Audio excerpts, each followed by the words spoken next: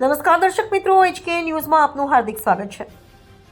હિંમતનગર તાલુકાના નાદરી ગામે ₹22 કરોડના જાહેરમાર્ગના નિર્માણનું ખાતમુહૂર્ત। હિંમતનગર તાલુકાના નાદરી ગામે આજે ₹22 કરોડના ખર્ચે રૂપાલ ચોકડીથી અડપોદરા અને રાયગઢને જોડતા 5.50 મીટર પહોળા માર્ગને 7 મીટર સુધી વિસ્તારવાના મહત્વાકાંક્ષી પ્રોજેક્ટનું ખાતમુહૂર્ત પૂજન વિધિ સાથે યોજાયું હતું।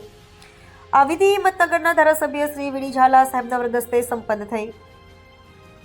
આ માર્ગ બન્યા બાદ રૂપાલ, મનોરપુર, ગાંભોઈ, રણાસણ, સડા, ભાવપુર, રામપુર, પેડમાલા, નાદારીમાણી, અદાપુર, માલવણ, હાથરોલ, અડપોદરા, રાયગઢ, વગાડી અને ઝાલાનગર સહિતના ગામોના ગ્રામજનોને સીધો લાભ મળશે તથા સમગ્ર વિસ્તારનું પરિવહન નેટવર્ક વધુ મજબૂત અને સુગમ બનશે।